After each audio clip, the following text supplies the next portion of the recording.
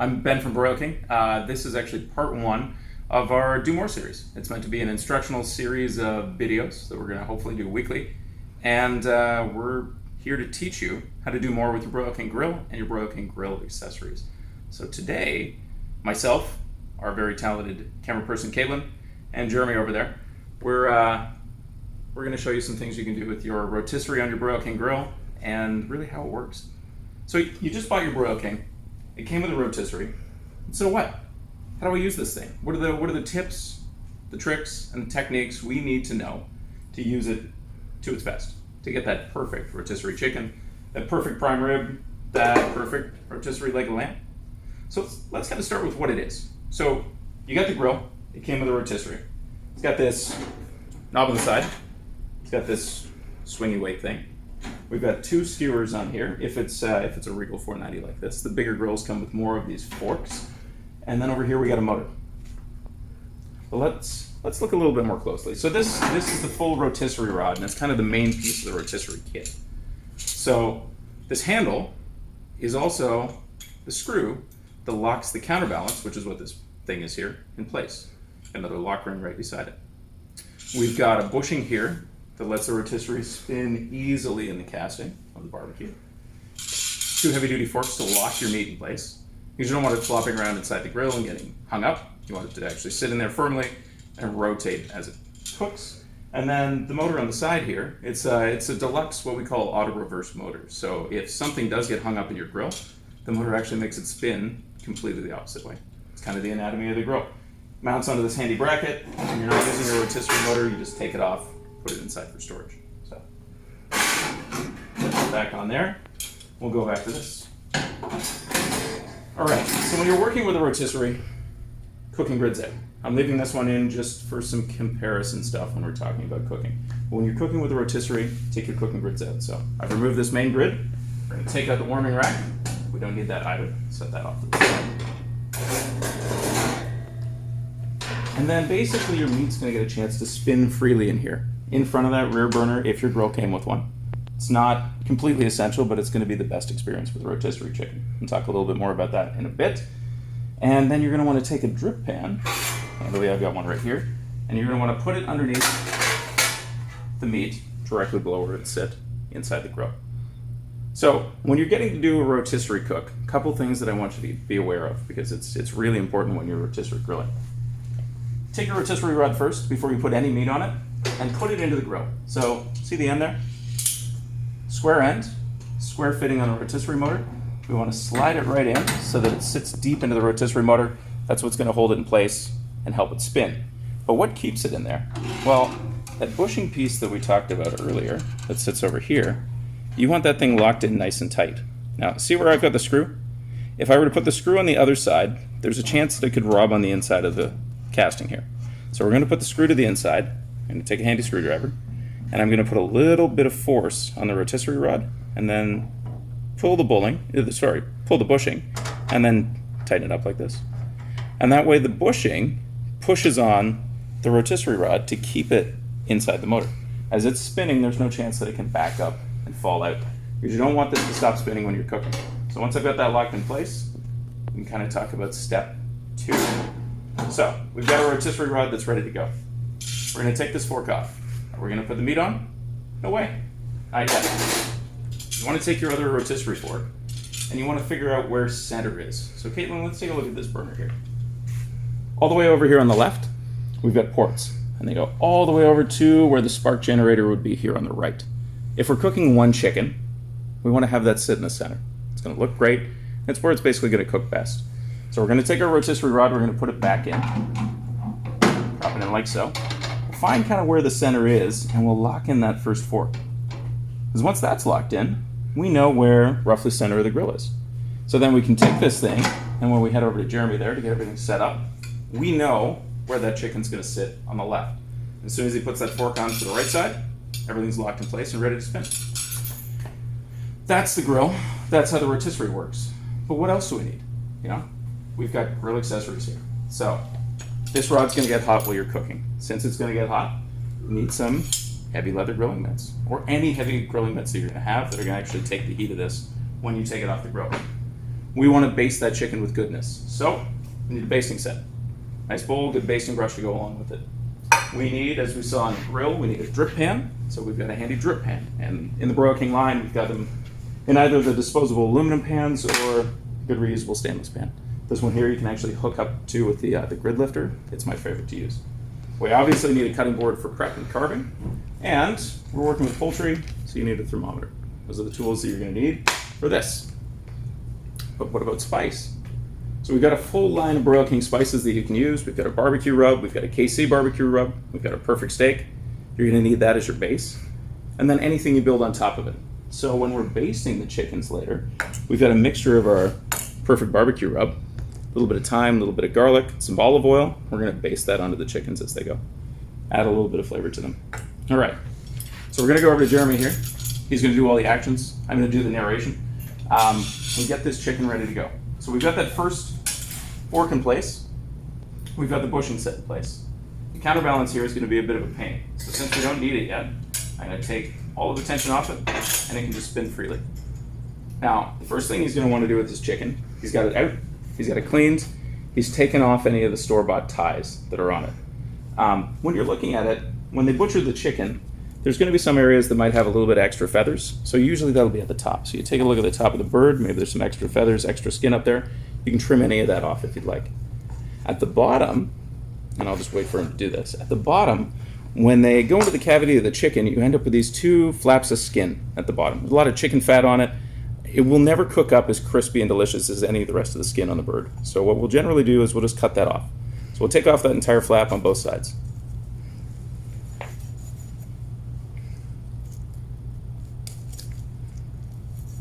All right. Now the next thing you want to do is think about how you want to flavor this bird. It's pretty common to stuff it with some citrus, and you can do that on a rotisserie as well. Get some nice citrus flavor on the inside of the bird. It adds to the storytelling too when you're cooking for your guests. But what we're going to do today, we're going to keep it simple. So we're going to rub the outside of the bird, but first we're going to start by rubbing underneath the skin. So what he'll do is he's going to take his fingers, he's going to separate the skin from the breast of the chicken, and then he's going to rub some of that barbecue rub up underneath it, all the way up to the top, and basically fill that cavity with a little bit of olive oil and some barbecue rub.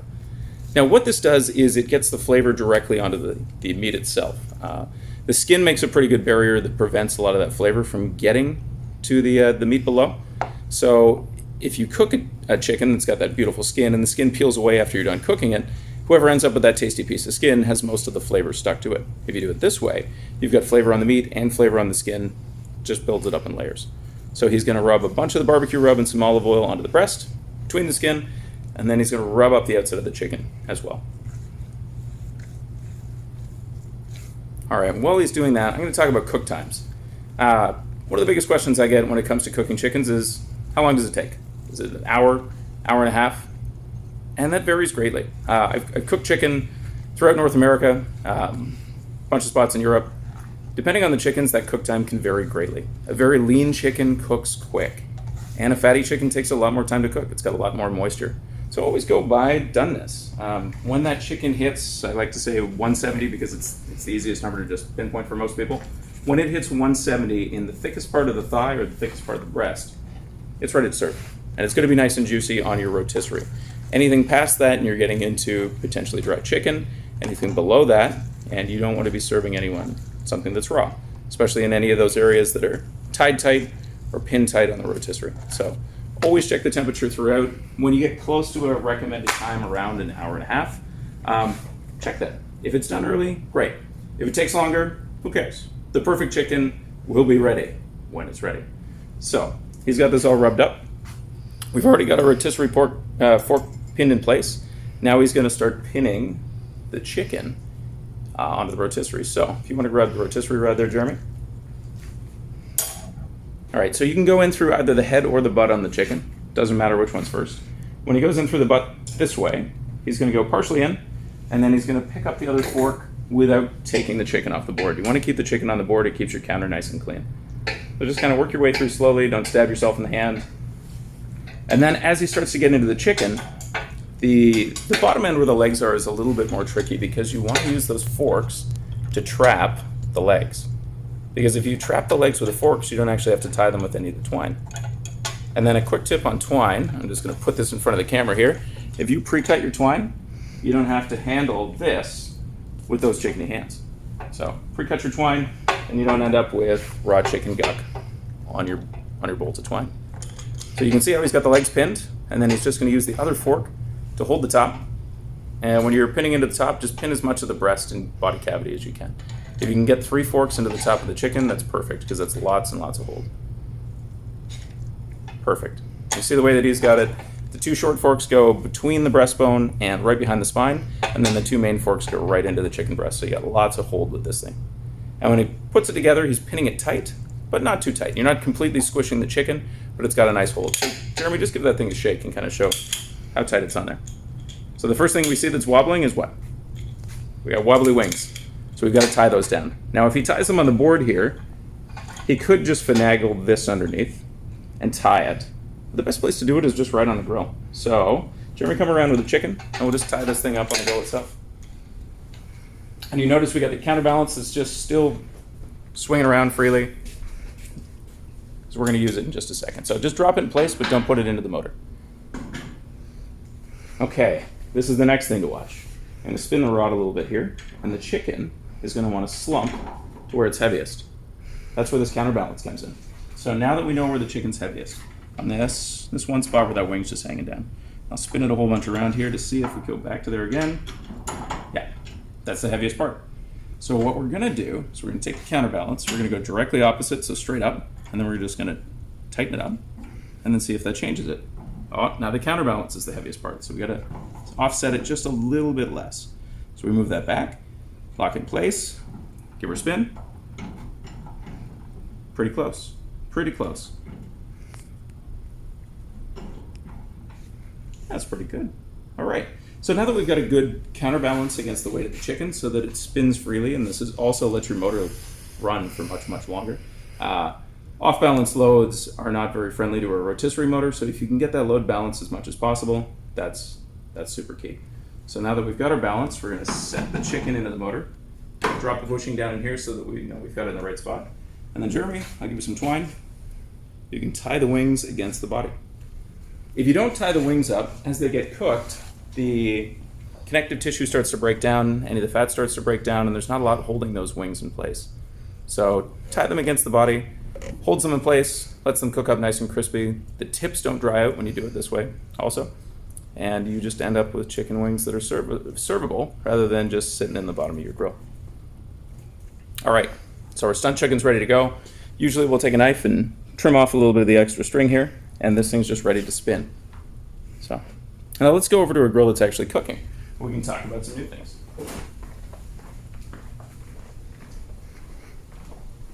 All right, so on the Imperial here, we've turned off the hood fan because it's incredibly noisy and we're filming a video, but on the Imperial, we've got 2 chickens that are rotisserie grilling. They've been on here for a while. We've got our drip pan underneath. We've got the rotisserie burner going nice and low in the back, just putting a perfect golden brown on them. And a couple things that you'll notice. So on these birds, we tied them. We tied the wing, just like we did on the test bird over there. We tied the wings and the legs between these two together. And then since we didn't pin the legs totally at the bottom, we just put another length of twine on them to hold them in place. So these 2 chickens here are held in place by 2 forks and the fact that they're basically wedged together. So as you spin this around, kind of watch what's happening. We've got one chicken that's facing up and we have another chicken that's facing down. When we were talking about the counterbalance, the heaviest part of the chicken is usually the breast meat. If you mount it perfectly onto the rotisserie rod, the breast meat's going to be the heaviest part and it wants to go to the bottom. So to try to balance it as much as possible before we set the counterbalance, we put one breast down and one breast up on this chicken. That way it spins as freely as possible as it goes. Then you use the counterbalance to kind of pick up the rest. You don't have anything flopping around in the grill where you're cooking. We've got this locked in with 2 skewers, but because this is the Imperial, it actually comes with 4, you can use more skewers on this grill. We're just using 2 to show you as an example because you can cook 2 rotisserie chickens on pretty much anything in our lineup that has a rotisserie. So, nice golden brown on the outside, but as I said before, we've got a basting set with some thyme and some garlic. And as this cooks, we're going to take some of this, and we're just going to baste it onto the outside. And you baste it where you can see that it's starting to dry out. So if you see any areas that are starting to get a little bit of black on them, a little bit too much golden brown, just doesn't look as glossy as it could, just kind of gently baste it. And what you do is scoop as much of the garlic and thyme as you can in the spice. Okay, you can see that. Perfect. And then you just kind of dab it onto the outside of the chicken. And this will roll around on the outside. You do this up until about 15 minutes from the end of your cook. So you don't want to do this right before you're finished. You actually want to get some heat into it afterwards. And then you basically just baste the chickens, and it helps them get that much more golden brown. Adds a little bit more flavor to the outside. We can see the drip pan below. So on our test grill over there, we already had the drip pan in place. When you do a drip pan, don't fill it up on the counter and bring it to the grill.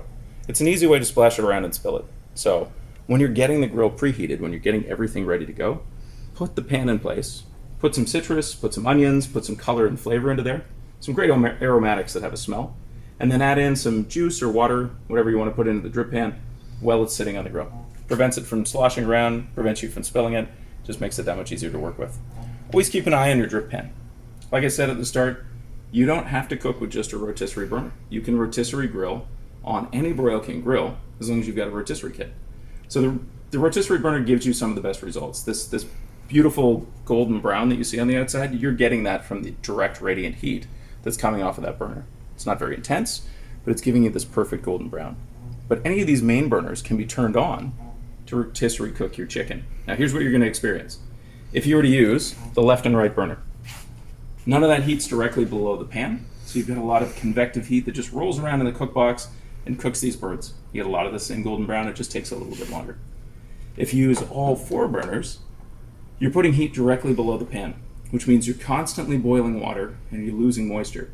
Now that's okay, because it's keeping the chicken nice and moist. But you gotta keep an eye on this, because if it goes dry, then it starts to burn. And that burn turns into some smoke, and that smoke just doesn't taste great. It's stuck to the outside of your chicken. So always keep an eye on your drip pan if you're gonna use your main burners. Other reasons you'd use these main burners: you don't have time to wait. You're pressed for time. You want those chickens sooner than later. You want to cook them faster. So turn on some of your main burners.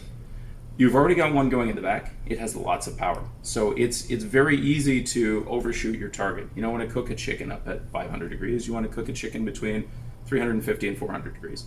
So don't overshoot your target. Don't use too much power, but you can use this to give you a faster start. You just put the chicken on and oops, I didn't preheat the grill. You can preheat pretty quickly by turning on some main burners and the rotisserie burner at the same time. Just remember, watch your drip pan, don't burn your skin, and take your time, because the inside's got to cook to the appropriate doneness temperature to make sure that everybody's eating safe, healthy chicken. And now I got to do a recap here. So we know how to mount the rotisserie.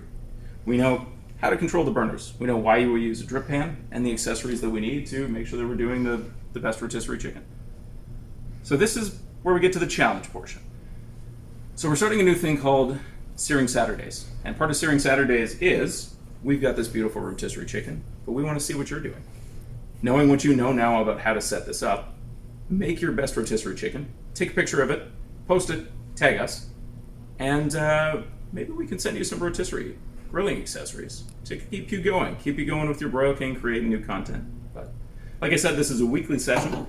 We'll be doing it mainly to teach, to show you all the great things that you can do with Broil King Grill and help you do more. My name's Ben. I'm the culinary director here at Broil King, and thanks for watching.